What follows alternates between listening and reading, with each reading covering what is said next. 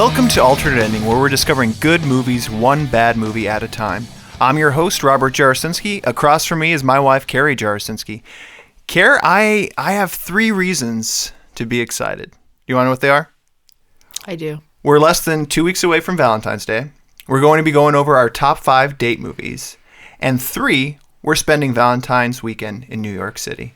Pretty fun, huh? I'm looking forward to it. I am too. No, it's the site of a lot of famous movies. A few movies that actually made my list. Oh, I just thought of one from you there. Just when you said that. Is it too late? I don't know. Yeah. I'll have to think about it as I go. No, I think New fly. York. So it's a couple things culminating, right? It's New York is the city. I think it is the city of a lot of things, but it's a city of love, not brotherly love. I guess that's Philadelphia. But no, it's yeah. It's going to be nice to be traveling out there and that we're talking about this, kind of love is in the air. So, yeah, I'm excited to talk about date movies tonight and also excited about going on our upcoming trip. And you just got back from a trip to Georgia, right? About 2 hours ago. Just 2 hours ago. Fresh from your trip to Georgia. Now, what were you doing down there? I was visiting my grandpa and grandma and taking the girls down there. So sweet. It was long. It was sweet for me. I know. Sweet for me. I know what you meant. Just peace and movie watching. It was all that was happening in this household. Yeah, same for me. But you were telling me that you didn't tell me the specifics. Again, we're not allowed to talk much about movies, which is, it's almost irritating to the point of irritation where we can't. I'm always on the tip of, I'm going to say something, and then I don't say anything because I realize we're not allowed to talk about it. But you kind of alluded to the fact that you actually had some interesting conversations or some conversations about movies with your grandparents. They did. Yeah, my grandma had lots of recommendations. I told her about your podcast venture, and immediately upon me saying that, she fired off like 30 movies. Most of them had James Garner in them, but she thought all of these movies that she had listed are ones that we should see. So I think more to come on that. All right. Well, That'll be good. I've been cataloging when people throw out a rec to us. I catalog it, and then if it ever comes to the time where I watch that particular movie, I'll try to get to them. I'll definitely shout out and call out to folks.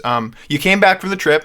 Couple changes here in our recording booth, our recording studio. Have some new mics. We've been making those investments that we've been talking about. Couple of the investments that we made is I mentioned before a site called Fiverr. If you're going to our website, checking it out, alternateendingpod.com, you'll notice that the website is different. We have a couple more additional things, the formatting, the layout, everything, very nice. We worked with a gentleman out of Pakistan, and Fiverr's a great site. Again, I mentioned it before. Go out there if you ever have a need for something marketing-wise or design-wise, website creation-wise, whatever the case may be, you can find good resources on Fiverr.com. We had a gentleman who did a bunch of site work for us.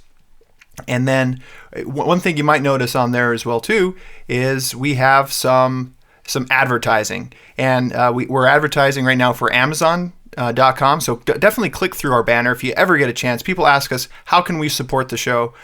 Going out to our website, if you're already shopping on Amazon, make our Amazon link your favorite link. Shop through there. It helps us kind of fund a little bit of the show. Also out there, we just got a new sponsor. Pretty excited about it. And I just went out and used it when I went out on a movie date with your mom. It's Movie Pass.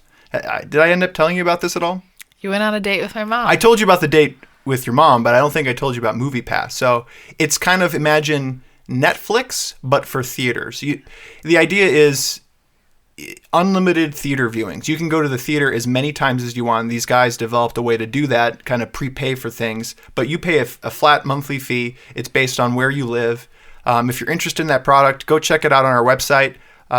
It kind of helps out the show, so definitely click through there, check it out. Other ways to support us, things that we might need help with. Subscribe to our podcast on iTunes. We're out there now, so subscribe.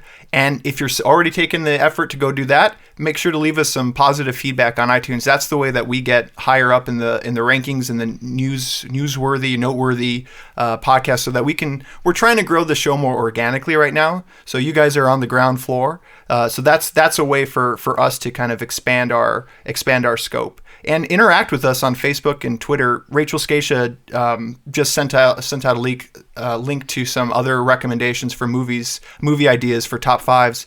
where comparing movies that were critical flops but audience faves. And, we love hearing about stuff like that. So if you're going out to a movie, if a movie pops in your mind, if a list pops in your mind, hashtag alternate ending, link us to the site. We'd love to read about it. We'd love to mention it on the show. Just wanted to kind of cover those things before we get into our top 3. You ready to jump in? I am. So top 3 worth mentioning. It's been a tough month. It's been a tough month in theaters, I'll say. It's been a tough month in Netflix and Oh, you've Amazon. had trouble? I've had some good pulls. Have you? Well, so do you know about January, February? Kind of, these are the doldrums of the worst movies come out generally January and February. And the reason is everybody's rushing out to go see Oscar movies. So January and February generally are very low quality movies. So I saw 12 or 13 movies the last 2 weeks, and only one of them was in theaters. So kind of a bad ratio for me. As I start using MoviePass more, I'll actually try to boost that up a little bit. How many movies did you end up seeing? I'm counting. I think 6. Okay. So and then a couple... That's still really good for you. 6, yeah. That's like a fourth of your year, like last year. It took effort. Yeah. 2 of them were today, because I was feeling pressure. Yeah. I think you literally just came down to record straight as the credits probably turned on for your last movie, whatever it is you were watching. It's commitment. And I literally walked in the door from this 4-day venture with both of my children, without Rob, and then walked in the door, and I had a 1 hour, 59 minute movie that I needed to watch in about an hour and 45 minutes. So I watched it really fast. I'm going back. And here we are. I'm going back through the movies. We didn't see a lot together these last 2 weeks. So 6. You must have seen at least a few. Let's get into it. What do you think we'll have any overlap in the worth mentioning category? I didn't really have very many worth mentioning.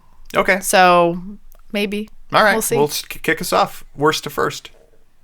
I think so. The first one I went with was Meet the Patels. Did I even say the title right? Is it Meet the Patels? It is Meet the Patels. Okay. So I had that on my list. Did you?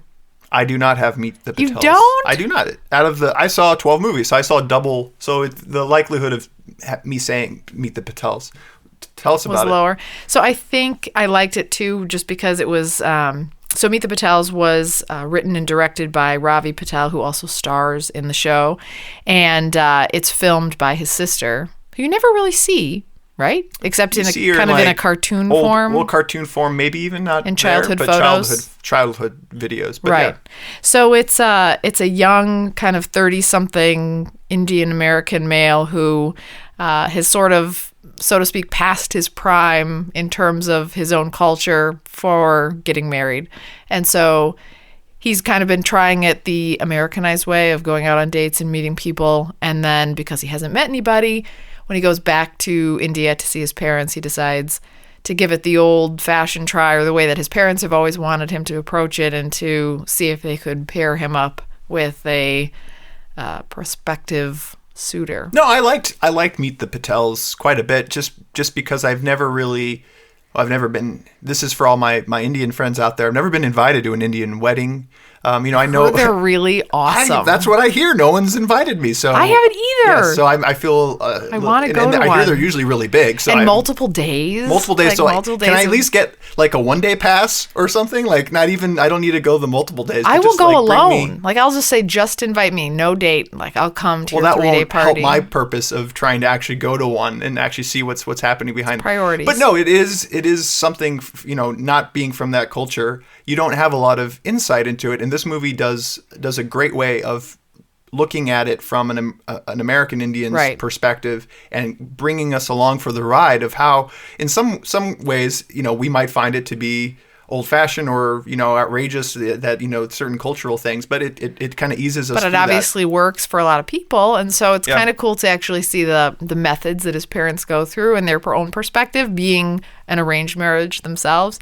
So I thought it was a great. Look at you, documentary! Wow, I know. Branching out.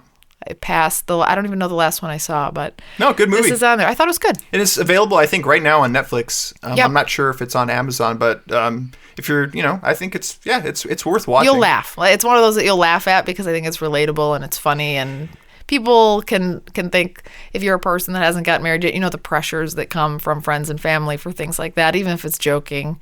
So it's kind of just a funny. He takes it very lighthearted. She's a first-time documentarian, first-time filmmaker, near there, so that you can kind of see that in the work. The subject matter is really strong, and the characters are really vibrant. The mom and the dad, and actually the whole family, they're all just they're a cast of characters, so it makes it easier to digest. That movie. No, good one. Yeah.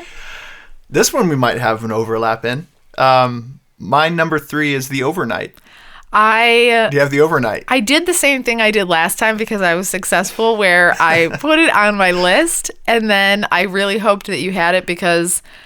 So it's on your list? It's on my list. Okay. I wasn't sure if you were saying it made it and then took that off. So it's on my list, but I don't have the details. So The Overnight, just released in 2015. A quick 1 hour, 19 minutes. It feels longer. IMDb rates it a 6.2. Rotten Tomatoes gives it 81%. So critic darling. Written and directed by Patrick Bryce. His only other claim to fame, very independent director, probably in his early 30s. He did Creep. You remember Creep? I remember. Yeah. So also a very independent, kind of low budget movie, and this is also low budget, but I think it's pretty decently polished. Not a lot of scenes or something like that. Anyway, synopsis is Alex, Emily, and their son, RJ, are new to Los Angeles. A chance meeting at the park introduces them to mysterious other couple and their son. And then they decide to go on a family play date. Hey, come on over for, pizza night, movie night. Let's just hang out. Let's just hang out and see what happens. We do that. We do pizza movie nights. This is why I was excited. The trailer for this movie had me because... as you get older and there are less opportunities to meet people, it's almost like you're going on friend dates and couple dates. Like you have a child, and that child is friends with other children, and they have parents. Right. And then it's like the matchmaking needs to happen there. So I was really hooked on this. And it starts off very, very innocently enough, and then the night just kind of goes. Progresses. It progresses, we'll just say. And at the end of it, I thought it had gone maybe too far, but I found myself over the last 2 weeks just thinking about the movie. You've been thinking about that one scene, haven't you? Actually, there's been a couple scenes, but that really stand out. That just really just kind of come burned in there, back to me. Burned in your memory. I had talked about this movie so much. Listener Jack Williams and colleague took the time to go see this, and because a lot of the things were relatable. The wine scene, for example, for him, also they were relatable. Not relatable. It's good to know we've had them over. We've had them over. Things did not progress necessarily quite like The Overnight did, but no, it was. He also could not get that. Initially, he thought the movie was. Are you talking about the pool scene? The pool scene with the dancing, yes. Right. And, it would harken back to him later on multiple times as well too. So even that, and that's again for me, that's either a scene needs to something needs to stick with me in order for a movie to be worth mentioning. I would say if you have a tolerance for taboo things, this is maybe a good. It's funny. It's funny, and it's one of those that crosses into funny, and then it becomes. Not relatable in some levels, but where everybody can understand trying to meet new people, and I think it's a funny when we're doing date movies. I think it's a funny couples if you're in our life situation where you're in your mid 30s or whatever, early 30s, late 30s, whatever, or have a kid and you're trying to you realize that meeting friends is difficult right now, or there are relatable moments. So yeah, I thought that was interesting. How many do you have left now? You have one left? Maybe you go next. Well, that's what I was going to say. Do you have one left? Yeah. Okay. Are you scrambling to figure out? Well, so the last one I was going to mention was just a really bad one. Okay. We'll save it for your last one. So it's your number one worth mentioning, but it's a really bad one? I told you I don't order well. You need to order. Okay. This is what you build towards the most worth mentioning. I get excited about the good ones. We're still working out our formats. We're working out the kinks. But yeah. My number 2 worth mentioning over the last 2 weeks was Song of the Sea. And this was actually your pick So I give you credit for selecting it. And I'm always very hesitant when I turn over the remote control to you. And this was for our daughter's movie night. Every Friday we do a cartoon movie or some sort of Disney type of movie. And we had seen pretty much everything. She wanted to see Lion King again. And I was okay with that, but then you wanted to maybe try something different, and you picked Song of the Sea, released in 2014, hour 33 minutes, gets an 8.2 on IMDb. Remember, anything above an 8 usually is in the top 250 in IMDb. And Rotten Tomatoes score... 98. 99% is what I saw. 99? 99%. Yeah. Written and directed by Tom Moore, who's done The Secret of the Kells, Wolfwalkers. He's an Irish director, kind of a lot of Irish folklore in his. It's a cartoon animated movie. It basically deals with Ben, a young Irish boy, and his little sister Shorsha. A girl can go on an adventure to free fairies and save the spirit world. The synopsis doesn't do the movie justice. It captivated me. It captivated Abby, and we had Carrie Aroka and Phil Aroka over as well. Again, more on the couples dates for an overnight actually, and I think Carrie especially, really took to the movie too. We were all just like very impressed. Well, it's very visually. It's different than your traditional Pixar, and I think maybe that's what it stood out. We have another group of friends who are really into Japanese animated movies, and it almost had like the look and the feel of a Japanese anime kind of movie, but the storyline was, I don't know, very, very, it worked for the kids, and it definitely hooked me as an adult. I thought though, did you think it would be, kids wouldn't get that. It was it was a very adult storyline to follow, very or adult plot. Storyline, but kids are kind of just floating along on that one. I don't know. I think it might have. Yeah, I think it's more for adults almost. Yeah. Like I really do. I think it's an animated feature that's more for adults. I think the kids kind of get what's going on, but it's pretty serious subject matter. They see like the animals and they're like, "Oh, a seal." Yeah. But I don't know if I don't think it'll be Abby's favorite movie. No, until she doesn't remember it. She's going to be asking for Lion King next time. But I thought this was, as far as animated features go, this is probably one of the best animated features I've seen. And it didn't win anything that year because it's the same year that Frozen was out, and Frozen just took the world by storm. So it lost Best Animated Feature in the Oscars to Frozen. But otherwise, I think solid movie. Did it win anything for the music? No. Wow, the music was really good. Frozen. That got music too? I think Frozen won for Best Original Song. Yeah, huh. I think so. I'd have to go back, but I'm pretty sure Frozen just dominated the animated circuit as well as musical circuit. So I'll tell you on that one too, I was a little mad at myself because usually with those cartoons you can kind of pop in and out a little bit. And in the beginning of that one, if you do go out and watch this, the very beginning of this movie sets a huge amount of... if you're not paying attention... which I wasn't, 15 minutes. for the first maybe 15 minutes. I feel like, so her name's, our friend's name is Carrie, is where we call her Carl. So Carl and I were... You were in there. We were in there, and you and Phil both were just asking us questions I know, because I wanted to get back into it. I was mad at myself for zoning out in the first 15 minutes. Because I thought, you can jump in and out, but for this one, again, recommend if you do plan on watching it with your kids. Definitely very kid-friendly, very PC. There's no bad words. And you can go into it, but pay attention. I highly recommend that. No, I think it's worth watching. Definitely worth watching. So what's your final one, if you have one, this bad one that you speak of? I was going to just mention Tusk. Okay. Was it on yours? No, it's not on my worth mentioning. It's on my kind of honorable mentions.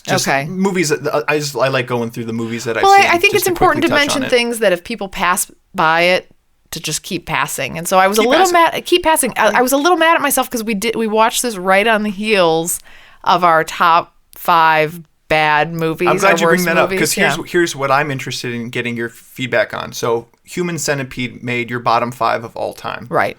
If you were telling someone to go watch one of those 2 movies, which one would you point them to? Because Tusk is quality-wise a better filmed, visual, like higher budget. Personally, I would send them to go see Human. If you're going to do it, if you're going to go full crazy, full gruesome, go there. Don't. This one was there, just as odd.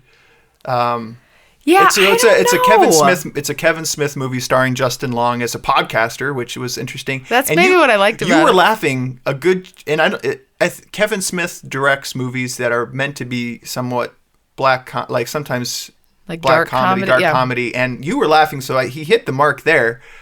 But like where it goes from there, it's like I'd rather just watch Human Centipede and just get it's because it's crazier. So here's what I think they should have done. I feel like the reason why the movie was somewhat successful for me, it was... Don't give away the cameo if that's what you're going to do.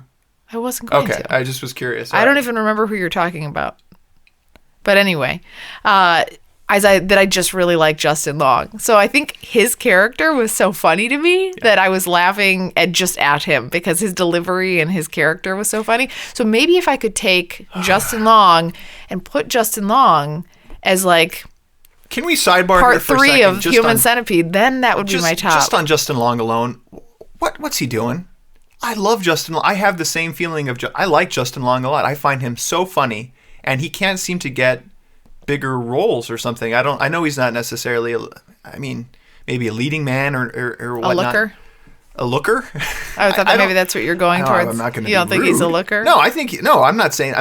Hollywood seems to think so because he's not getting bigger roles or even throw him in as a sidekick. I really like Justin Long. He's good. He was good. Meanwhile, he's voicing Alvin in Alvin and the Chipmunks, and that's kind of what he's doing these days and making Tusk, and I find him very, very amusing. So yeah, Tusk for me was if you're looking for something that's kind of gross and awful, it's for free right now on Amazon Prime. So if you have that, at least it was a week ago. So I don't recommend seeing it. Go see Humans if you're gonna pay, right. If you're gonna go to the bottom, go to Human Centipede. I guess. Because Tusk is a more polished movie visually, and I was even a little sad at the end. Yeah.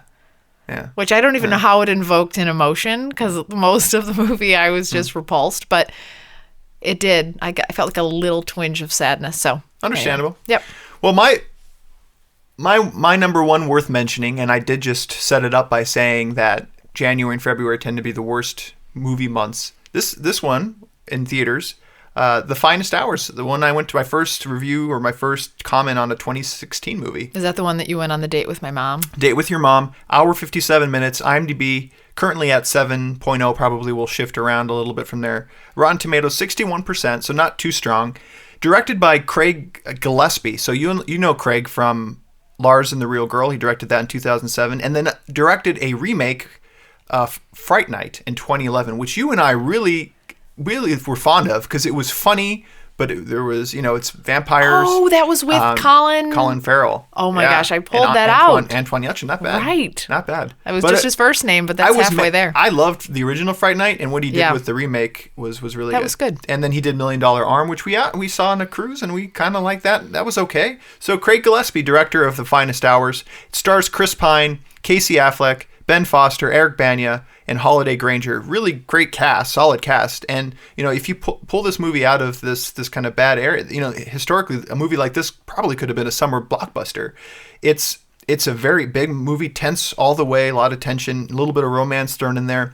It's about the Coast Guard makes a daring rescue, true story, attempt off of Cape Cod after a pair of oil tankers are destroyed during a blizzard in 1952. So it's a daring rescue mission, teeny tiny little Coast Guard ship going through what, it's essentially like a perfect storm trying to get out to rescue these men trapped on an oil tanker. And, it's your mom and I were just shifting in our seats and we were into it. We talked about doing an episode, top 5 movies not to see with your in-laws. This is a perfect movie. It's Disney friendly, so you're not going to get anything, uncomfortable. But they delivered. Like, I'd love to see more Disney movies like this, for sure. So, unlike, what is it, the horse movie that you made me go see that Disney made?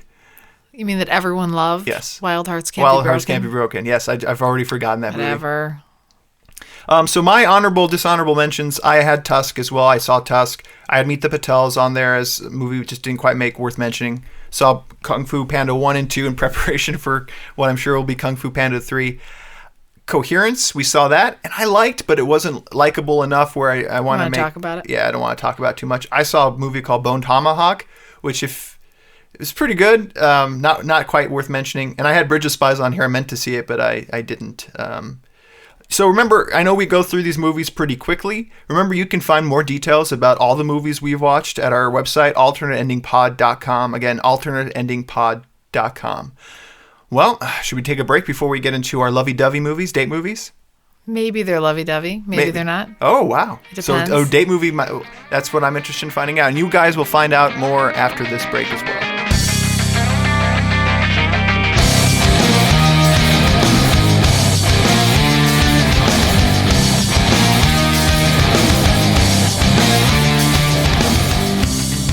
Welcome back to Alternate Ending. So we're going to be jumping right into our top 5 date movies of all time. Now, the first question I guess I have for you at this point, at this juncture, what is a date movie for you?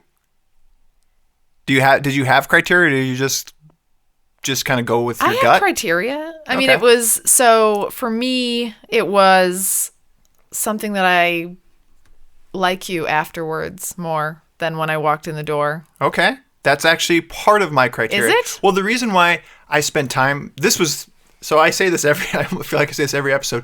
This was harder than my all-time and my bottom 5 for sure because of this criteria. Because you don't like me more when you come No, on movies a not lot? because of that specific criteria. Just having to devise criteria was difficult. So Kellen Rogenbach, a listener, cousin, he wrote me, texted me or something like that, about this episode, and says, are we talking first date movies? Are we talking about, just relationship movies?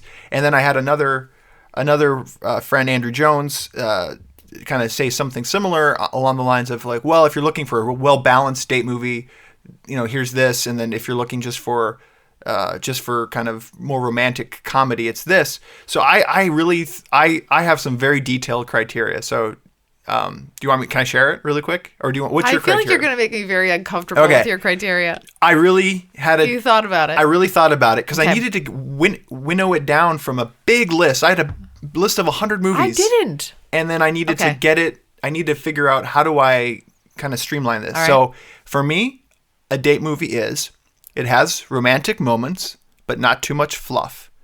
Something for both dates. Both lead characters are equals or close to equals and equal time on screen. No excess violence or nudity. And you leave appreciating... Look, listen to this.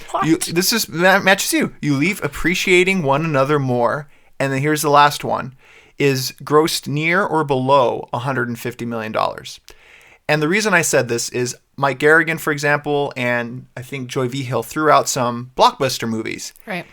You're going to have a good time with a date at a blockbuster, a movie that's, a huge summer blockbuster, that sort of thing. Those movies are guaranteed good for both. So I wanted it to be more specific. And kind of what I ended up with, I think, is best relationship movies of all time that both parties can enjoy. I don't think there's anything wrong with that, though. Like, that's the point of these big blockbuster movies, is that it's supposed to appeal to a large group of people. I don't think that should be excluded just because it's a well-done, that's popular movie. My criteria. And the reason is so it gets rid of, like, the Armageddons, and it gets rid of anything that's gross. That's a good one. Well, yeah, but it would be... So then now we're talking about every blockbuster. So we're just picking our best blockbuster. And that's what I didn't want to do. I wanted to... Where the primary focus of the movie is the relationship of the two people involved, and that both parties get equal time. And when I was going through my list, it was really easy because a movie would be like, well, this is all just from a guy's perspective. Or this is all just from a girl's perspective. You would have this. And it's like, I wanted it to be balanced. So thank you, listeners, for writing in and making me kind of question myself. That's awesome. So I probably have the opposite. Mine are probably the ones that everyone's going to love because they were... I'm betting at least one crossover, because let me tell you why. Yeah, sure. I bet there We is. have 5 movies. 3 of mine were ones that I saw with you for the first time. So let me do an analysis. I'm going to do an analysis. Do a quick check. Because most of my fond memories of these movies, this could get weird. All right, hang on. Oh. 1. Awkward. I didn't see that with you or that. I think I saw one of them with you. Just one out of the 5? So we have not seen these date movies together? I mean, I told you it could get weird. I guess we'll have to do a separate episode of best date movies with each other, because clearly... I think I saw them with my mom, probably, I'm sure. Okay. Totally. All right, start us off. Number 5.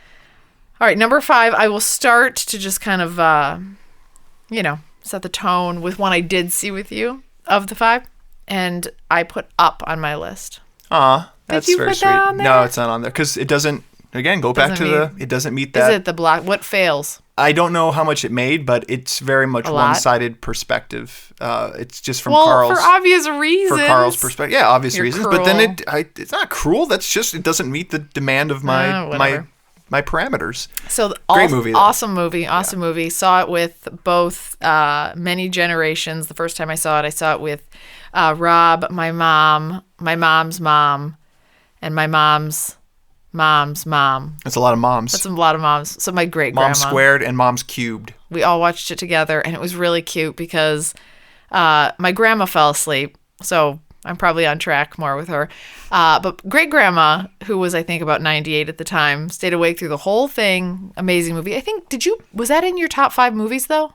Have we talked about this before? It was in my all honorable mentions for top 5. Top 5, okay. 5 all time. So no, it definitely it meets my leave you appreciating Your more. significant It meets other. that. It meets Yeah. that leg of the. That was of the my main parameters. criteria. Yep. Like you have to walk in and you have to feel different when you walk out about the person you came with. And so I think it invokes some sort of connection, I think in general. And I think for this one, like Rob said, Carl Fredricksen travels kind of in search of... It's a Pixar movie, It's a Pixar movie, animated yeah. feature. I'm And- sure most of our listeners probably have heard or seen it, Sure, right? but if you haven't, you should see it. It's just one of those classic good definitely Pixar see it. movies it makes you think a little bit differently about your life and how you approach your goals and your future and, what's important. important. Yeah, Yeah. what's important. Wow, jinx. Oh, Yeah. yeah.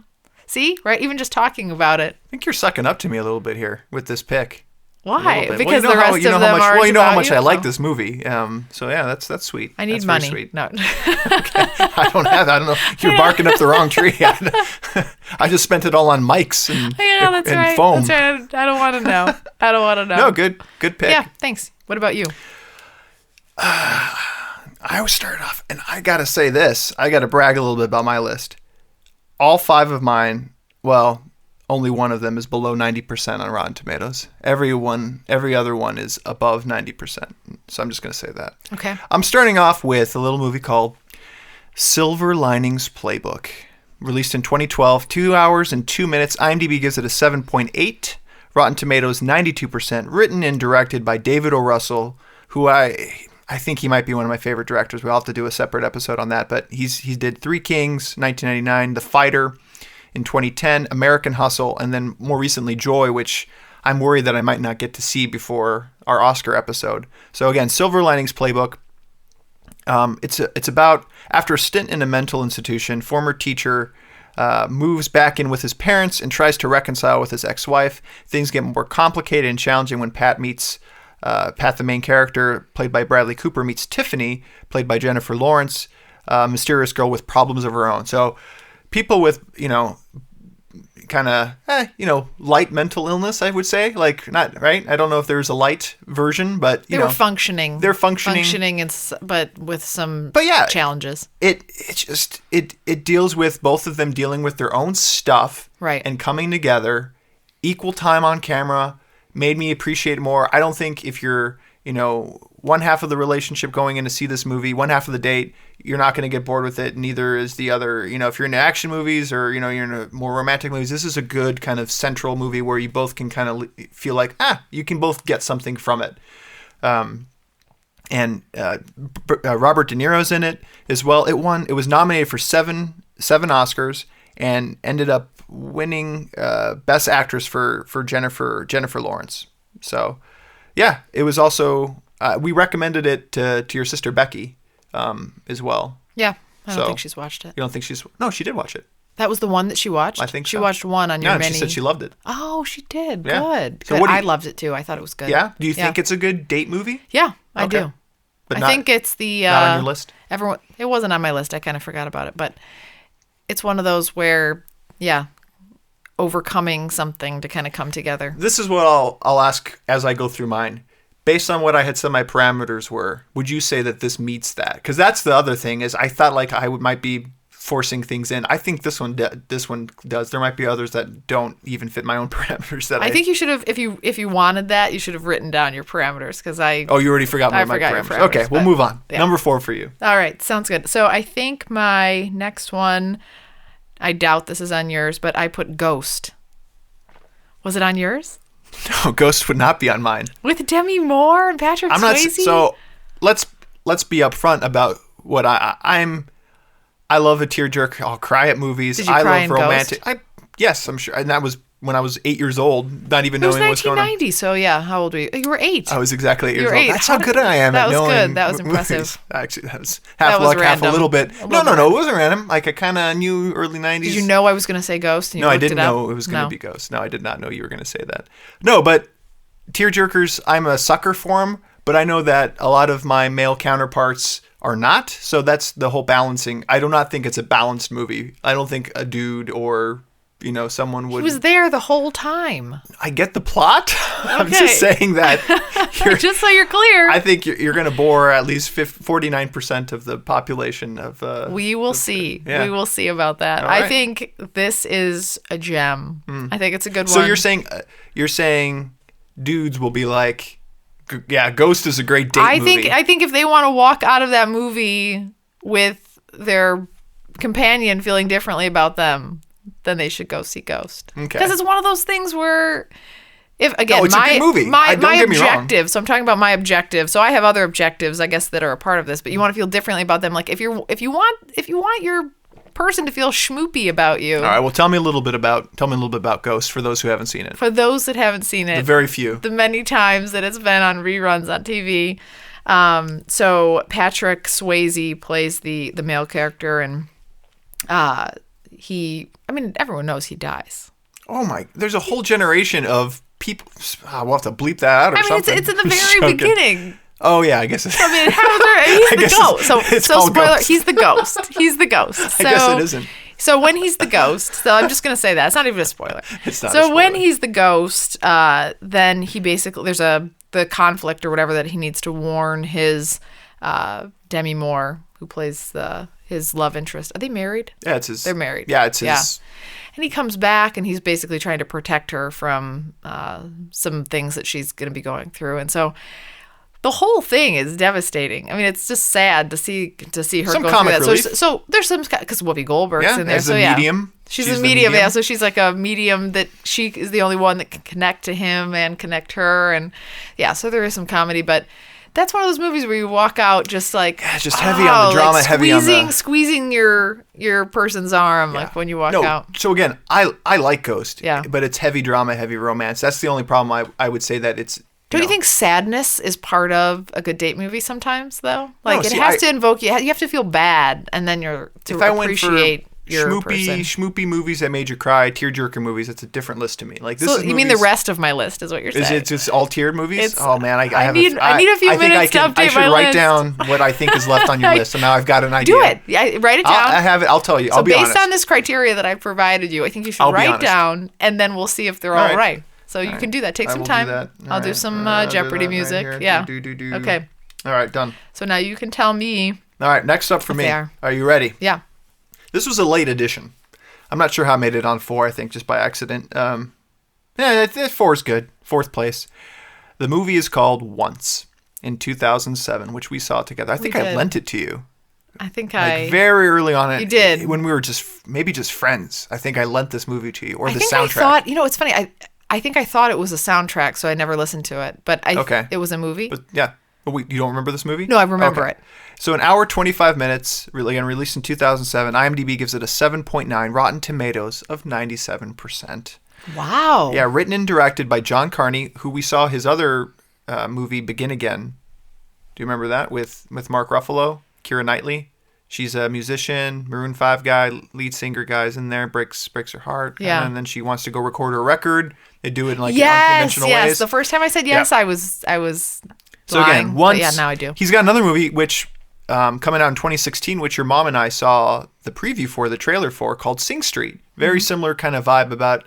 So I'm excited to see his. I tend to like John Carney stuff because I They're like kind of his music. artsy and musical. It stars Glenn Hansgard and Marketa Erglova.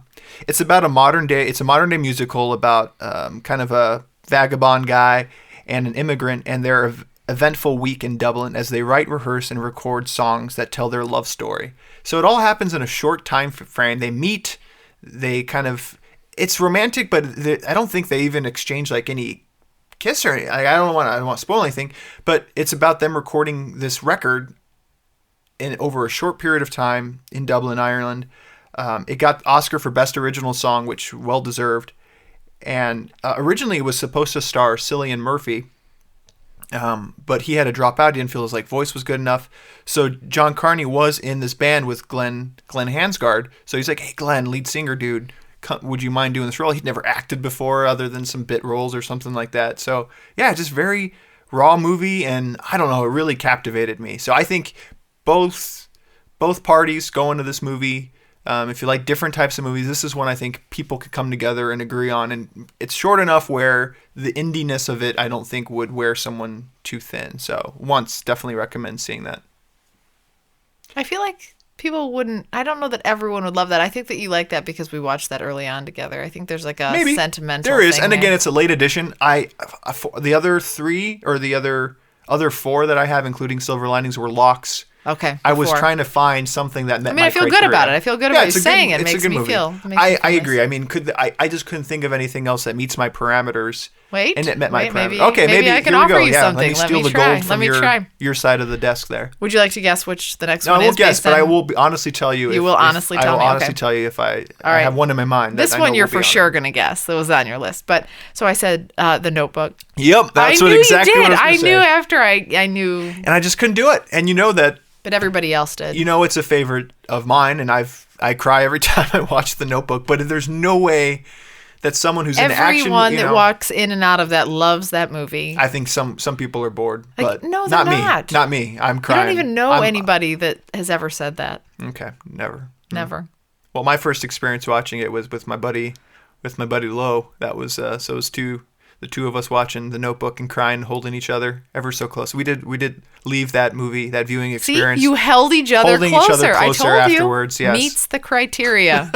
See? Yeah, I think it might have made too much money. I don't know how much it made, but let's So talk about good. The Notebook. So good. So The Notebook, and it's basically Rachel McAdams, who we all agree that we love, always plays the perfect romantic. I don't think there's anything Rachel McAdams has done that I'm like that you're not. I just love Rachel You're awesome. McAdams. Yeah. Yeah. And she makes me believe that she loves whoever she's playing. She's played romantic lead in a lot, and everyone I believe it. her. I believe that she's in love with the other person. This was the one I believed it the most, though. So because they were really in love. I know. Yeah. I know. Let's not talk about it. I get a little teary. Eva but anyway. Mendes stole that hope for many a woman. Don't darken my. All right. So anyway, Ryan Gosling also, and it's basically she comes from this wealthy family and he comes from a less privileged background, and so they come together and they find each other and fall in love, and then he goes off to war, and it sounds like a very schmoopy traditional story. It is. I know. It is. But it's how it's acted, it's how it's played, and it's the end. It meets my criteria for equal screen time, and both characters kind of dealing with their own stuff, so it does equal time. What doesn't it meet? It does. It's too schmoopy for someone who maybe doesn't like that kind of stuff. Like, you need something else to keep that party interested, in my mind. For a good date movie. I think a lot of good date movies. I think a tragic movie like that, or a movie that can be. It would probably be my top 5 romantic movies of all time. Yeah, well, and demographic. If you can put yourself in their position, and yeah, that was a good one. Everyone else agrees with me. Nicholas Sparks, I'm sure right? of it. Yeah, Nicholas Sparks. That's what he does. He writes schmoopy movies. Message in a Bottle. Did he do Message in a Bottle? I think you and your mom went to go see that. No, we went to go see that one Knights with of Rodanthe. Knights of Rodanthe. That's right. With Richard Gere and Diane something. Who else is in that? Diane Lane. Yeah, probably. It could be. Let's move. Yeah, I don't know. So anyway, sure. Very good movie. I'm sure everyone's seen it, but that makes my date movies. I feel like any guy, again, or person that takes somebody to this movie will walk out next to a puddle of joy. Are you trying to reach your foot across the desk right now and touch toes? No. Are you feeling schmoopy right now? No. That was me kicking you to get me some more wine. Get you some more wine. Not there yet. So there were 3. Number 3 for me. Maybe a little bit of a force fit based on my criteria, but I'll defend it. It's Her, 2013 Her. Oh my God. 2 hours and 6 minutes. IMDb 8. Rotten Tomatoes 94%. It gets an 8. Wow. Yeah, 94%.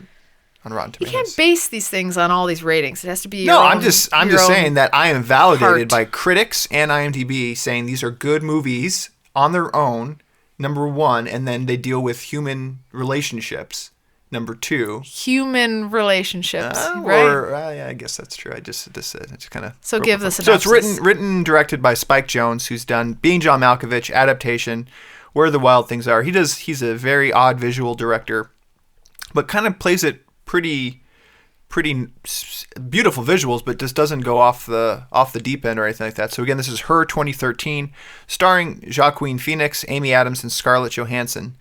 And the synopsis is: a lonely writer develops an unlikely relationship with his newly purchased operating system that's designed to meet his every need. So imagine everybody has an Apple phone or whatever, iPhone, or some sort of Samsung device. It's Siri. Imagine falling in love with Siri. And that's kind of what this movie is about. And then it really starts to help make you wonder, like, what is love and how do we define love, and makes you question it. Did you not like this movie? I think about this movie a lot. And maybe it's That's interesting that you do. I'm not falling in love with Siri, just the fact that... I hear how you talk to Siri sometimes. I do You ask her a lot of... I give her a lot of compliments. You do. You're like, Siri, you're always right. You're always right. She gets me through my dark times. I know. No, it was great. Ended up getting Best Original Screenplay, but was nominated for Best Picture, Best Original Score, Best Original Song, and Production Design. So a lot of accolades thrown its way, and I think well deserved.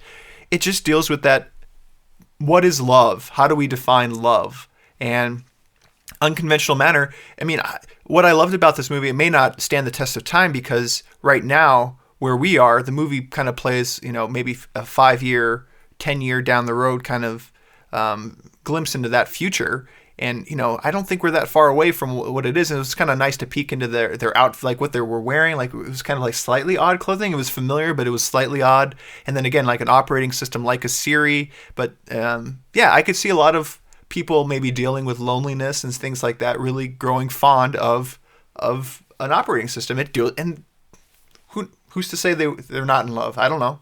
So I don't know. I think it's worth seeing. You may disagree that it's a best date movie of all time. I think it's worth seeing, but I definitely disagree on the. Did you not enjoy watching it with me? I enjoyed watching it. I didn't. I didn't think that it was a great date movie. Okay. All right. I think there's an element currently, and I'm going to write down that you said 5 years from now that this will be. Yeah, that's hard because it's a little tough. It's a time capsule. But. Yeah, I mean, it's a good movie to see, but I didn't think... Yeah, I mean, it's a movie to make you think, but it's definitely not one that I would say... So, no real spoiler. The voice that is the operating system is played by Scarlett Johansson, but do you know that originally during the whole entire filming, it was supposed to be someone else? And the director was like, your voice isn't good. And then, like, after... About Scarlett? No, about this other person, Samantha Morton, sure. who was originally the voice. He, at the end of filming, was like... your voice is not really doing it for me. She was, I guess, pretty cool with it. As cool as you could be getting told at the end of filmmaking, like, we're going to go with someone else to do the voice that you were going to do. So, yeah, I thought that was just an interesting little fact. All right, I want to hear her voice. It's not as soothing as Scarlett Johansson's voice. Scarlett Johansson has a very soothing voice. Interesting. That's good to know about What's your number 2? So, for my number 2... Where do you go from The Notebook? I know. Where can you go from there? So here's the reason that I can go to this one. So this isn't really a specific movie per se, but it's more of so I sort of did specific. So what I said is superhero movies. Oh my gosh. So, but specifically Spider-Man. So I'll go into Spider-Man, but I think, don't you think like the whole idea of like the overcoming adversity, and there being this one guy that like comes in and stops trains with one hand and like slides it before it goes off of a cliff, or like, like shoots their web at you to like grab you before you fall into the ocean. I feel like those are good date movies. Why are you looking at me like that? I don't have anything to say to you right now. Superhero movies is what you come in and move it like a Spider-Man. No, I mean, I'm specifically Spider-Man because I don't think the recent Superman movies. So would Spider-Man be your number 1 superhero movie then as well? No, but it's just for a date movie maybe. So, because here's the other thing. I thought about it. No, here's the thing. Yeah. I thought about it. So group superheroes don't do it as much. So like Avengers or like all the like Fantastic Four and all those, you have to be an independent superhero. So like Spider-Man or what are some other ones? But like those ones, I always walk out and I'm totally swept away by those types of movies. No, they're good movies, but they're, again, this is why, so your list, you can do whatever you'd like with it, but I disqualified blockbuster movies just because of that fact. Like, you leave, you feel effervescent, and it's an effervescent movie, and you leave feeling great. But why does that matter? Because it's not it doesn't deal with I don't know. Again, it's just different criteria. So I would equate this to like the band thing. When you were like, oh, I liked the band before the band became like a big deal. So it's like the same thing. Like, they're still an amazing band even after they become a big deal. So it's like, this is just some of these movies are just done. I needed, otherwise it's every movie. Like, it's just not it's every hard. movie. This is specifically, I'm talking about Spider-Man. There are so many blockbusters where I would say Independence Day, I would say, is a good date movie. I wouldn't say that's as good as... Because there's relationships in there. There's, that didn't make my list. No, I know it didn't, but what I'm saying is there's... So I'm saying specifically like an element like where you can find a movie like a Spider-Man where there's like a hero. Like a hero element, a singular hero who goes out and saves... The reason why I disqualify it is, what are movies most used for? Why do who goes to movies generally? The 90%. Who's going on a Friday or Saturday night to go see a movie? You're going with what? A date. A date. Right? So so by definition, the movies were built to do that. So a blockbuster movie that gets the most views is geared towards appeasing a mass audience. So that's why I disqualified it. That's my personal reasons. Mm-hmm. And we'll right. find out. We'll find out. I don't know. We'll see. Oh, the Team Carrie thing is just driving me crazy. I feel like I have so much work to do to educate the listeners. I feel like the work is really more in like improving your... No one has mentioned... your feedback on movies. People, if you're listening, I know there are Team Rob fans out there who appreciate, my movie. It's like my mom. My mom probably is on your side. Really? About my movie selections? No. No one, people have been forthcoming and written on walls and things and giving you so much credit for your picks. I know there are some folks out there who actually have a good appreciation of film and can back me up. Those people need to step up and start speaking out, because I'm feeling very lonely. Feeling very isolated right now. That I just must have a ton of work to do to convert you guys. But based on the list I've seen, I'm still feeling confident in my alliance. This may change you up. Okay. So I mentioned New York City. We're going there. My number 2 could not have this on the list. When Harry Met Sally, 1989. On your list? No. No? Huh. I love that one, though. Yeah. Good movie. Good date movie. Maybe number 2 best date movie. Isn't that a blockbuster, though? No. Maybe $100 million. Yeah, but for the time, then. Even adjusted for inflation, it wouldn't hit my criteria of under 150. Anyway, hour 36 minutes. IMDb gives it a 7.6. This is my lowest Rotten Tomatoes, 89%. Written by the romance queen herself, the late Nora Ephron, who did My Blue Heaven in 1990, which wasn't really a romance movie, but Sleepless in Seattle, You've Got Mail, Julie and Julia, queen of romantic comedy movies. Directed by a great director, Rob Reiner, who did Princess Bride, A Few Good Men, The American President, a movie called Being Charlie, which just came out, and then he's doing a movie called LBJ in 2016. When Harry Met Sally, I think most people have seen it. If you haven't seen it, go out and see it. It is a classic romantic comedy. Stars Billy Crystal, Meg Ryan, Carrie Fisher, and the late Bruno Kirby. Harry and Sally have known each other for years, and they're very good friends, but they fear that taking their friendship into a relationship might actually hurt their friendship. So they never kind of cross that. They decided they're debating whether or not to cross that bridge. It was nominated for Best Screenplay.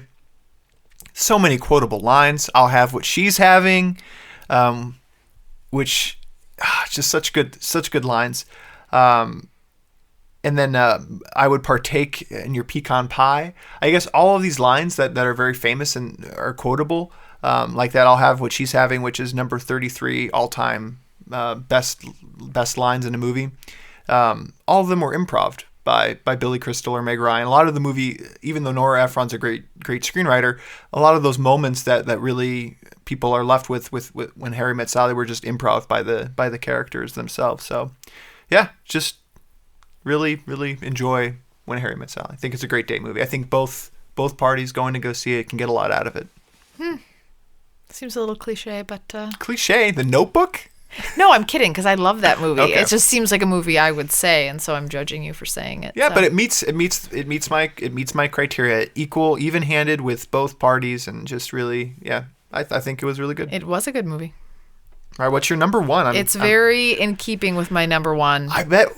Do you want to just guess it? Well, no, because I don't want to guess it because I actually think it's my number one. So that's how we'll know. I don't that's think how so. we'll know. Okay, so let's see. Maybe this will be like one of those like fate moments. Should we like reach out and this is one of those fate moments where we say it at the same time? All right. And if it's the same? No, because I don't want to. What if it's the same? Okay, ready? All right, ready? Ready? All right, One, and if it's not, what does that mean? I don't know. We're not meant to be together. Oh, that's really... It's harsh. Yeah. Okay, that's harsh. All right, 3, 2, 1. Jerry Sleepless Maguire. in Seattle. Pull away. You go first. I knew we weren't going to I can't have two Meg Ryan movies. I know. Yeah. I knew. So we're still meant to be together. New York, but with another New York movie. One having better movie taste than the other. Seattle in the title. So Sleepless in Seattle, again, Nora Ephron too. And really, part of the reason I didn't put When Harry Met Sally on here is like similar kind of genre movie. I think Nora Ephron does a lot of very similar feels to her movies. And I think all of her movies tend to be date movies, I think, too. She did You've Got Mail, which I always also really like. She did Julie and Julia. Do you remember that one? The movies I just mentioned just a minute ago that she did. You didn't say Julie and Julia, did you? Yes, I did. Oh, whatever. So anyway, I was already thinking about my own movie. So anyway, but yeah, I think a lot of people have seen it. And you know what I think that's really, what I also liked about this movie. So I already had this movie on my list, and then I had gone somewhere else and talked to a couple people about it, and they also had it on their list. And then I went down when I visited my grandma, who is, I'm not going to quote her age because I'm not 100%, but, in her, late 70s, she's like, oh, that's on my list too. Sleepless in Seattle. I love that movie. And have you seen it? I was like, yeah, I have seen it. I do love that movie. So, I think it's one that was another element for me where ones that can kind of, cross, into everybody, like everybody loves this movie and doesn't just kind of connect with one certain area of people. And I think Sleepless in Seattle was one of them. I think When Harry Met Sally is too, that everybody can appreciate that movie. Everyone can laugh about it. Everyone can get into it. So for this one, for those who haven't seen it, Tom Hanks is a recently widowed man who, is kind of lonely and his son basically reaches out on a radio to a radio host to find his dad love. And it's just a really cute story. And I always, pretty much anything Tom Hanks, Meg Ryan is always a top-notch movie for me. But great movie, and I think a great number one. No, it's a good number one. You know what a great number one is? Jerry Maguire. Jerry Maguire is a great number one. You're like, I forgot about Jerry Maguire. No, I didn't. No. I didn't forget about it. You don't think Jerry Maguire is a good date movie? I can tell you who I saw it with. Junior year of high school. Ouch! Ooh. 1996, yes. 2 hours, 19 minutes, 7.3 on IMDb, 87% on Rotten Tomatoes, written and directed by the Cameron Crowe, who basically, this is just what he does. He churns movies like this out that deal with relationships, and I really like Cameron Crowe. He's kind of lately been, a little bit odd with his choices. We saw Aloha together. That was okay. Maybe I thought it was good. Like, maybe Rachel McAdams. Rachel McAdams was in it. Yeah. John Krasinski. Wow, you're just name dropping all over the place. And that other guy. But his earlier stuff was people would say is better. I think even maybe more than this movie, most people really identify with Almost Famous. As being one of their favorite movies. A lot of people say that that's one of their favorite movies of all time. I actually really like too We Bought a Zoo that he did, and that was just right after we had kids. That was a very, very good movie. 5 seconds of Insane Courage or 10 seconds of Insane Courage. Cameron Crowe just writes so well. Like he does good drama. I recommend people seeing that if you haven't seen it. We Bought a Zoo? We Bought a Zoo. Yeah, it's good. Especially if you have kids. I think even you could have kids and watch the movie, right? Like you think? Oh, yeah. Yeah, I think so. We watched it with Abby when she was 2 or something, 3. She liked it. So anyway, sorry, I'm off track now. But Jerry Maguire, starring Tom Hanks, Cuba Gooding Jr., Renee Zellweger, Bonnie Hunt, Jay Moore, Jerry O'Connell, and then Human Head Weighs 8 Pounds, Jonathan Lipinski. scene Didn't stealer. age well, Jonathan Lipinski. Yeah, not so much. Not so No. much. But that's kind of pretty standard. Everybody knows the plot, but when a sports agent has a moral epiphany and is fired for expressing it, he decides to put his new philosophy to the test as an independent with the only athlete who stays with him.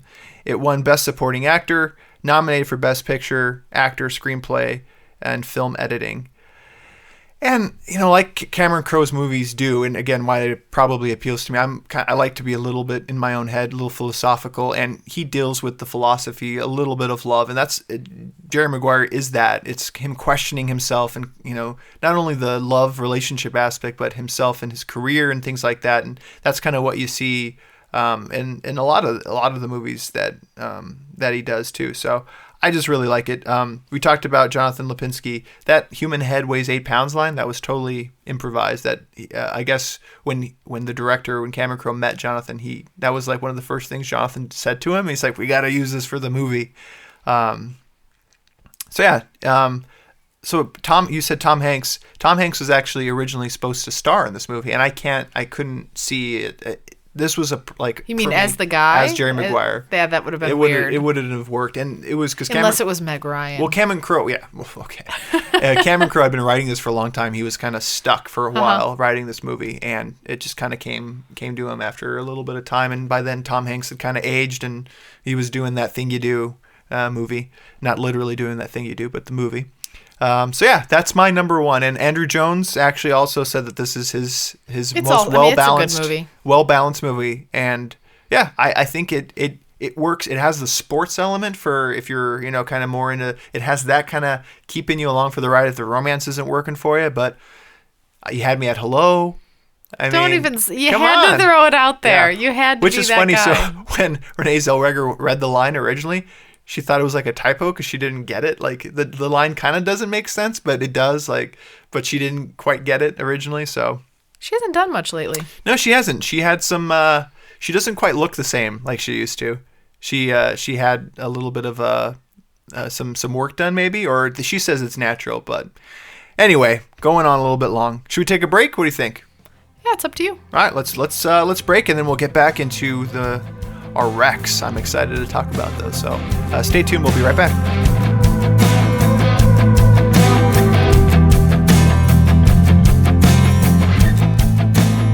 And welcome back again to the final installment of Alternate Ending. Truth be told, Carrie had to do a little wee little potty break, and your eye. Say wee wee. You did do it. That's what you went to go do.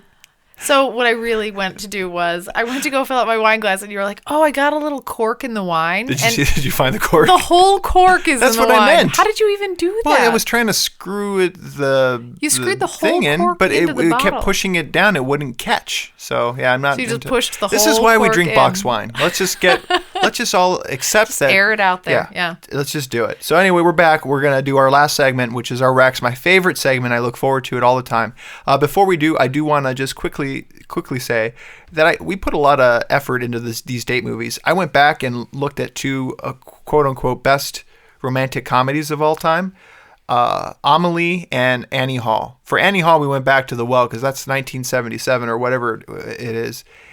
Not impressed with either one of those. In fact, for Amelie, Joy V. Hill, a listener, called it artsy fartsy, but unique for sure. That's pretty much what I would say. I turned it off. Amelie was just not for me. Was not enjoying it. I didn't watch that one. And then Annie Hall, we saw it together with Phil Roca and Carrie Roca, and also just I don't see how that's a 98% on Rotten Tomatoes, and people say best comedy of all time. So I thought maybe it was one of those ones where it was something because of the times. And then so I asked a few people who were our age during that time, just because I wanted that opinion to say, am I missing something here? Was just like unprecedented type of humor, or because it was a little bit kind of crude, or something like that. Like I thought maybe it was one of those things, and everybody that I talked to also didn't think it was that great either. I don't know. I think it was a critic darling, and then that's the only reason it stood the test of time. Do you think it's because of the guy? What's the guy? Woody Allen? Woody Allen being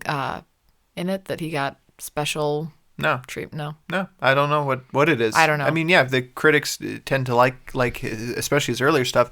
No, I get how it was cutting edge, but it just wasn't a good movie. Like even if it was for the comedy, what it was trying to do was being, self-deprecating guy or a guy with a neuroses kind of, and does a really good job painting New York a little bit. But it just wasn't for me. I don't want to spend too much time on it. Don't waste your time. If you're, I'd say don't waste your time going back. But that's something we'd like to try to do in the future is go back through these quote unquote classics and see if they stand up. And for Carrie and I, at least, Annie Hall did not. So let's move on to Rex. We were both wrecked some movies. Let's see how you liked it. You first. You were wrecked. What was it called again? Way of the Gun. The Way of the Gun. Oh, it was The Way of the Gun. I had Way. trouble searching for it. That's probably why. So, The Way of the Gun. You just, before we started recording, this is the movie that you were watching, right? I wanted it to be really fresh. Oh, yeah. No fresher than running down, wait, don't hit record. I have things. I have other obligations sometimes. But What'd you think? So it's funny when I watch these, I always go into it beforehand thinking like, is your intention to be cruel or is your intention to be nice? Like that's how I go into it. And with this particular movie, I'm still not clear. So, Way of the Gun. You're joking. You're not clear on whether or not this was a movie meant to satisfy you, like to make it right? Right? Yeah, movie? I'm not clear. You're not okay. I'm not All clear. right. So I'll go into a little bit about what it's about then. So it's written, directed by Christopher McQuarrie, and it stars Ryan Felipe and Benicio del Toro, which, by the way, seems to appear in a lot of your favorite movies. I wonder if he's your Matt Damon on your end. He's not my Matt Damon. He's not your good. Matt Damon. He's just good. He's in a lot of your movies that you point out. But anyway, It's 2 movies. What's that? It's just 2 movies. Sicario. So anyway, he's in it. Juliette Lewis, Taye Diggs, Scott Wilson, who's Herschel. Oh, Herschel's in there. You're right. From The Walking Dead. Yeah. So I looked at him and I was like, gosh, this You're right. guy It is Herschel. looks really familiar, but with only one leg. So Way of the Gun. Yeah, Way of the Gun. So anyway, I was almost ready to go into Walking Dead. I could feel that. I know. I love talking there. about it. But so anyway, it's basically a really bizarre storyline about 2 criminals who are Ryan Felipe and Benicio del Toro, who go after this woman who, I'm just describing this myself as to what I just watched, go after this woman who is a surrogate for this really wealthy family, like gangster family, I think. And They're connected. He's a bad guy. The guy's a bad guy, and then the woman's also bad. But anyway, she's a surrogate 'cause she's going to make like $1 million to carry the baby for this family. And so, yeah, and then everyone's after her for this baby. They're these two small time criminals too. Let's like they're not big time criminals. They're that small time. The way they describe their crime history, it's pretty extensive. Yeah, they're extensive criminal, but not high end. Like they devise a plan. Small crime, small money for each crime. Think about how they find out about the surrogate. They're donating blood for money, right? Or doing something. No, it wasn't blood. Oh, okay. They were donating. It was something else? Okay. Something else. I couldn't remember. Something more lucrative? Yeah. Okay. But they're like, they're hold-up guys. Like, they're not big-time criminals. Right. But they come up with this idea like, hey, let's kidnap I this think they overhear surrogate. a phone conversation. Yeah, they overhear a phone conversation while they're donating. Right. To the bank. Yeah, and... So they go after her and the baby because they want to get the money, and so they want to take the baby ransom and to this other guy, and so it's all over the place. Like that was the thing. I came down from putting Abby to bed. All I heard was gunfire, just all over the place. I love gunfire. I'm like, what is he thinking? I'm like, this. The whole movie was like, it actually. I feel like it started off really well. The premise I think could have been okay. And then there were so many plots happening. There were so many. It was too much for you to follow? No, it wasn't too much to follow. Sure. It was just too much for. I think it was just too much in general. Like they should have focused the story a little bit more. Where it ended up just being like, I feel like there were so many different motives going on that you were like, who is doing what? And then really, at the end of the day, if you look at the spoilers, I haven't yet because I haven't had time. But if you look back. Not a lot of the plots that they had like that they were following never were closed out. So like things just ended abruptly for each of those I plots. think it's a great movie. I saw it. So that was you were thinking you were being kind. No, I thought I was being kind. I'm giving you insight into me is what I'm trying to do. So there's baby surrogate like baby gore, and There's no baby gore. What? I don't know I don't remember baby gore. Anyway, but I do remember just a great movie. How about that opening scene? Do you remember the opening scene? Did you forget it already? Which one? The opening scene. Where they're going into the bar. Going into the yeah. And then the loudmouthed lady. It's good. No, it was that's a great opening scene. That's why I said the beginning. I think set it up. I just think it started to go all over the place, and then I don't think they tied it up very well at the end. It sort of just ended abruptly. Like all of a sudden it was over, and it was like it. I think it's like a 15-year-old movie. So I think it was in 2000. So it was one of those movies where it was like, how do we end this? And then they have this like really like dramatic end. Like do you remember the ending? No, I do remember the ending. And if you watch the beginning again, the ending ends the same way as the beginning, and that's clever. So you just don't. So that's maybe the film dropout in me who can see the artisticness. It was of still kind of lame. I wouldn't. For me, it was a meh. Like wow. a middle of the road. Well, let's get to the good stuff. So if you're not into like gun violence and baby threatening babies' lives, then I mean she's pregnant. They're chasing around a pregnant lady with guns everywhere. Well, she has like the C-section at the end. But there's no baby gore. No, like let's really be upfront with the audience because most people have not seen this movie. This is not a very. I would still say it's a. This is the writer of Usual Suspects. So let's lay that out for folks. If you liked Usual Suspects, the storyline there and the writing of A Usual Suspects, also Benicio del Toro is in that.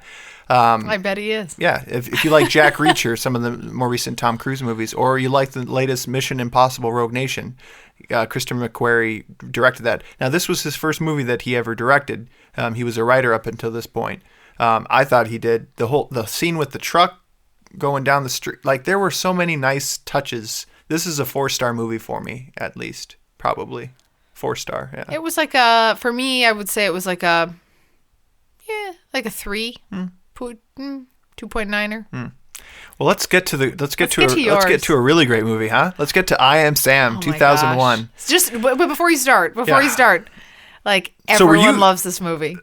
You got a lot of love as you always do with this movie, but so I'll flip your question back to me. So is this punishment or is this because I also don't know? Like, are these? Do you think I will like these movies that you've assigned to me? This one I did. Yeah, Wild Hearts Can't Be Broken and I Am Sam. This one for sure you liked. So I know you did. It's 2 hours and 12 minutes, which is ridiculously long for this movie. It's too long. So before you start, did you cry?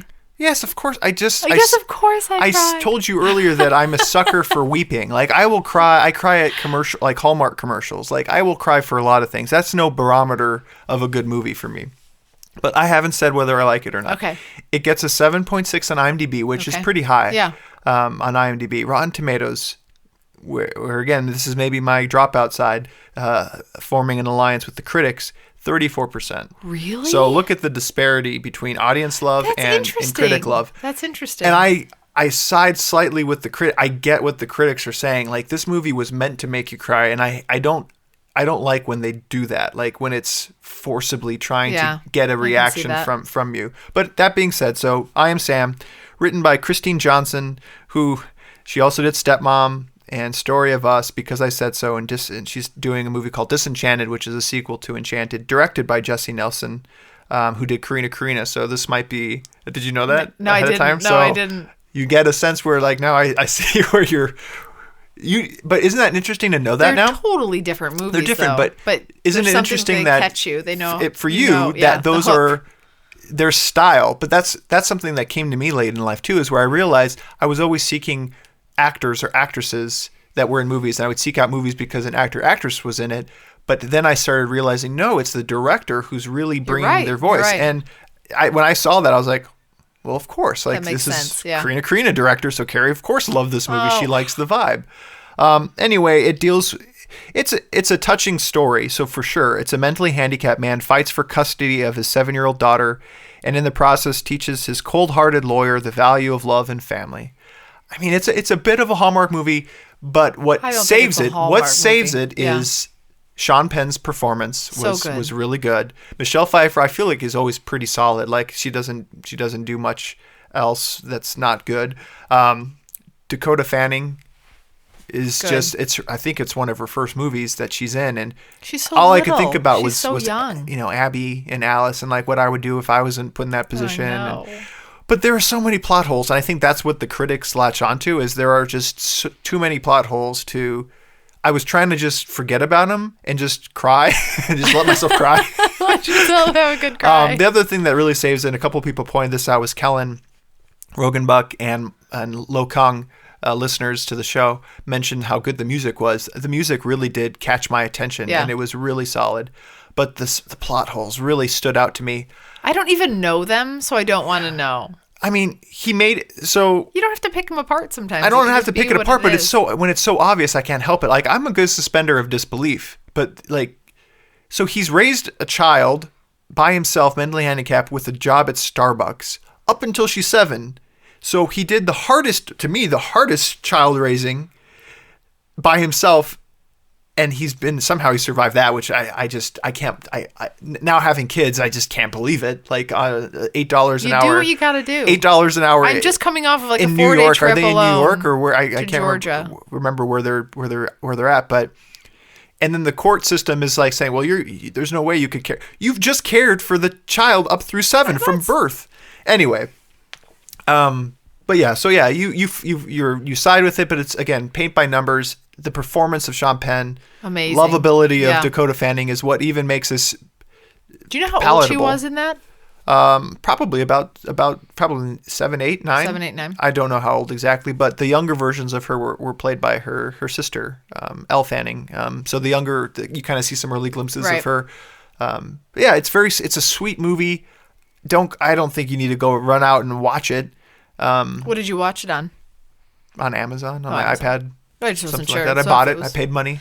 Paid money for it. I didn't go on YouTube and download the virus. Actually, I didn't this time. Was that another reason you gave me The Way of the Gun? It was. You didn't Prime. pay? It was on Prime. Sweet. I know. Wow. I thought you did that purposely. I thought you were trying to be. So Kellen Rogenbach also said it was a fantastic movie, and it is. Christina Parzignat, former coworker of mine, coworker of yours, said it was a great movie and tugs at the heartstrings. It does do that, but it's it doesn't do it organically. It pulls it out of you like.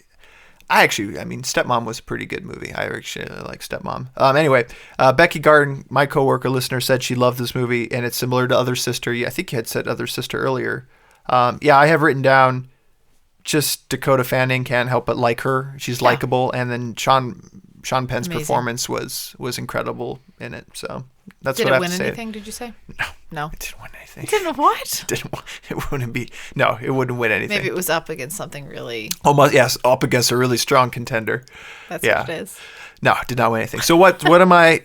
Please give me something. Give me something good. Like, not that this was bad. Just give me something you think I would like. Like, I actually think the movies I'm giving you, I think you might actually like. They're more my movie, more type of movies. The one that you gave me this week was kind of a miss. I mean, it was fine, but it wasn't anything that. It started off that I liked where is this going, and then it didn't end well for me. Huh, okay. So try again next time for me. I feel like I have to scratch off. And so the one I have ready for you. For you, so here's the thing, and so you can't complain about it ever. Like I was mentioning earlier, I talked to my grandma about all this. So my grandma had one that she wanted you to watch. So you're wrecking on behalf of someone else? I am. Oh my goodness. And my grandma like thinks her taste that you more should than yours? see. I don't know. She really likes You've Got Mail and Sleepless in Seattle as well. So she thinks that you should really see Random Hearts. With Harrison Ford? Yes. Have you seen it already? Probably have. I'll see it again. Here's the problem. I thought about, I knew we were going to be getting into this territory where you'd have to rec me something that I have. Well, no, it's not that old. It's 90s. Older, yeah. It's 90s. Something that I had seen. I'm okay with that. So if you've seen it, she gave me a list of movies she wants you to see. So if you've seen it, I can give you another one. I doubt there's a movie that... Check into it, see if you've seen it. Well, keep going. She had a couple she thought that were good. Glass Bottom Boat. I have not seen that. You pick. Well, I'll pick Glass. Glass Bottom Boat. I have no idea what that is. Yeah. And she recommends this movie. Yeah, she had a whole list of them that she was very excited. I'm nervous because of the random hearts leading it off, but I'll give it a try. She kept kind of like winking at me. I think it's a little risque. Oh yeah.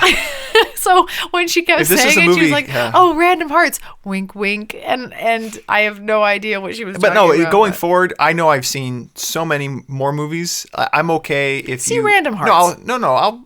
What do you? Your pick. What see do you Random want? Hearts. Random Hearts. Yeah. I'll see it again because it's been a while, and I don't mind talking about movies I have seen because it's not fair to you.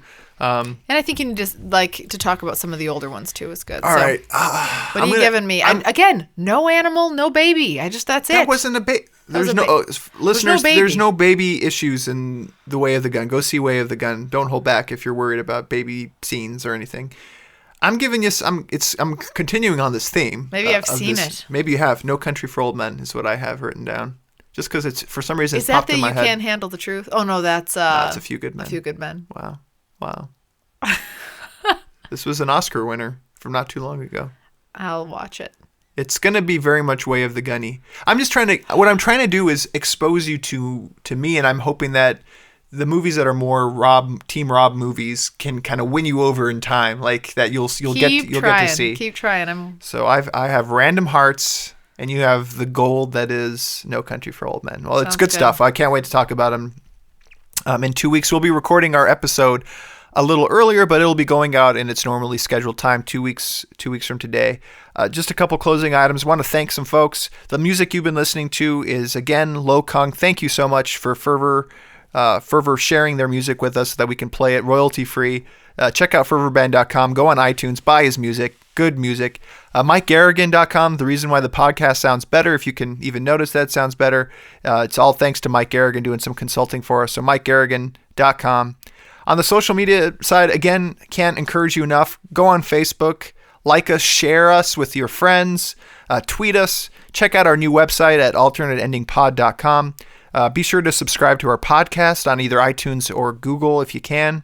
And rate us. We need to get our name out there a little bit more. The only way we're going to be able to do that is with your guys' help. Our next show will air Monday, February 15th.